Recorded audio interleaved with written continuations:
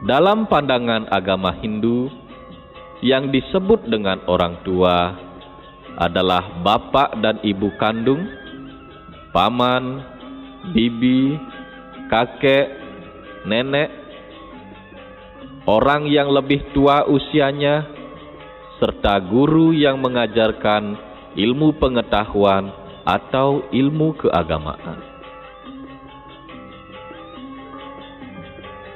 Kita sebagai seorang anak sangat diwajibkan untuk selalu hormat kepada orang tua. Seorang anak terhadap ibu bapaknya hendaknya berperilaku tidak menjadikan ibu bapaknya sebagai pelayan, tidak makan mendahului ibu bapaknya, tidak mengkhianati kedua orang tuanya, tidak mencelanya, tidak mengolok-oloknya, serta senantiasa menyenangkan hati mereka. Dalam kitab suci Sara Samuscaya Sloka 239 disebutkan, orang yang senantiasa hormat kepada ibu bapaknya disebut teguh melakukan tapa dan menyucikan diri, tetap teguh berpegang kepada kebenaran dan dharma. Demikian pula kitab suci Sara Samuscaya Sloka 241 menyebutkan, setia bakti terhadap orang tua membuat orang tua itu sangat senang dan puas hatinya. Pahalanya baik sekarang ini maupun di kemudian hari tetap mendapat pujian tentang kebaikan. Demikian pula Sloka 250 disebutkan, akan pahala hormat bakti terhadap orang tua adalah 4 jenis hal yang bertambah. Perinciannya adalah kirti yang berarti pujian tentang kebaikan, ayusa yang berarti kehidupan, bala yang berarti kekuatan, yasa yang berarti peninggalan jasa yang baik. Itulah pahala hormat bakti kepada orang tua.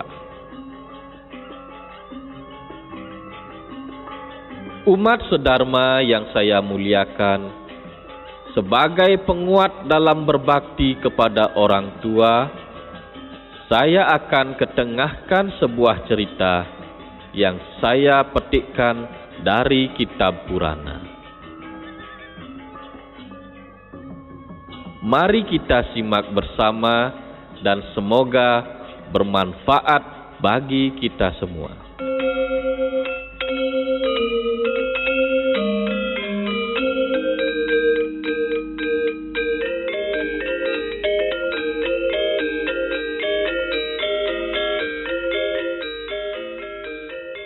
Dewa Siwa dan Dewi Parwati memiliki 2 orang putra, yaitu Ganesha dan Kartikeya. Kedua anak itu ingin menikah, dan ini membuat kedua orang tua mereka susah untuk menentukan siapa yang harus lebih dahulu dinikahkan. Masing-masing tidak mau didahului, dan keduanya adalah anak kesayangan. Dewa Siwa dan Dewi Parwati kemudian memutuskan untuk menguji kedua anaknya itu. Mereka kemudian memanggil Ganesha dan Kartikeya serta berkata, "Kami telah merencanakan sebuah kompetisi untuk kalian. Kalian berdua harus melakukan perjalanan keliling dunia dan kembali lagi ke sini. Siapa yang pertama kali kembali, maka ia yang akan dinikahkan pertama kali. Dan kalian harus bertindak jujur. Segera setelah orang tuanya berkata demikian, Kartikeya melesat pergi untuk melakukan perjalanan. Namun Ganesa terdiam dan merenung. Ia menyadari bahwa hal ini adalah tugas yang mustahil dikerjakannya. Ia bahkan akan kesulitan untuk berjalan meskipun hanya 1 mil saja. Namun, Ganesa mendapatkan cara yang jitu. Pertama-tama, ia membersihkan badannya, kemudian ia membuat Siwa dan Parwati duduk berdampingan. Ia kemudian memuja orang tuanya dan berputar mengitari ayah dan ibunya sebanyak 7 kali. Setelah menyelesaikan semua itu, Ganesa pun berkata, "Sekarang siapkanlah upacara pernikahanku." "Apa maksudmu?" tanya Dewa Siwa dan Dewi Parwati. "Tidakkah kau mendengar apa yang kami katakan? Kami menyuruh kalian berdua untuk mengelilingi dunia lalu kembali lagi. Sebaiknya kau bergegas. Kartikeya telah pergi. Jika kau tidak waspada, maka ia akan mengalahkanmu."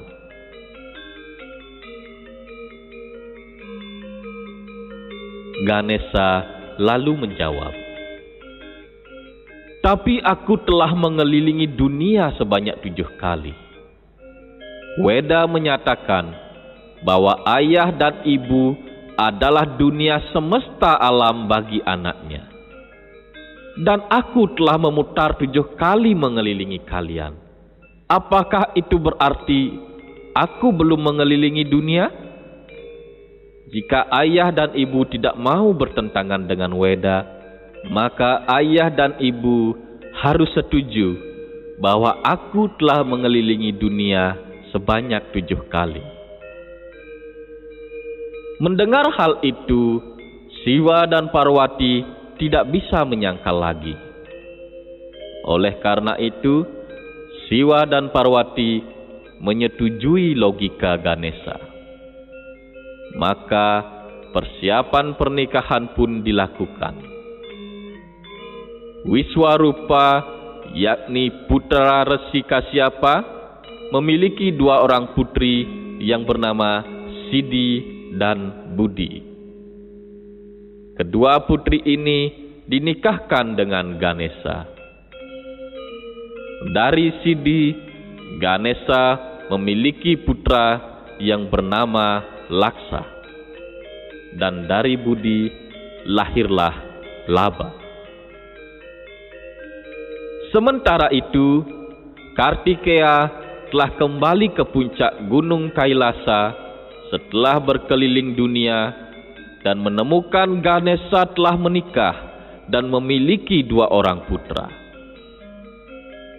Ia mendengar seluruh kisah Ganesa dari Resi Narada dan merasa dirinya telah ditipu.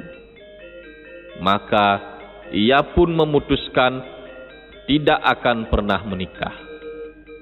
Oleh karena itulah Kartikeya dikenal bernama Kumara, yaitu orang yang tidak pernah menikah.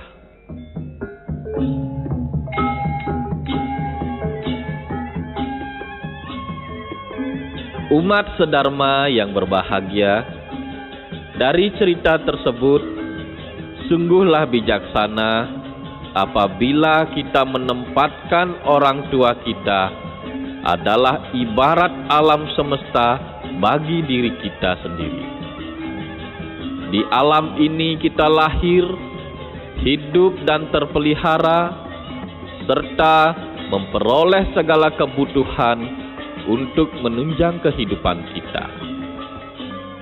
Hal itu juga ditegaskan dalam kitab suci Sarasa Muscaya Sloka 242 bahwa ada 3 hal yang telah dilakukan oleh orang tua kepada kita, yakni sarira kerti yang berarti mengadakan tubuh atau melahirkan kita, pranadatta yang artinya memberi penghidupan, serta annadatta yang artinya memberi makan dan mengasuh.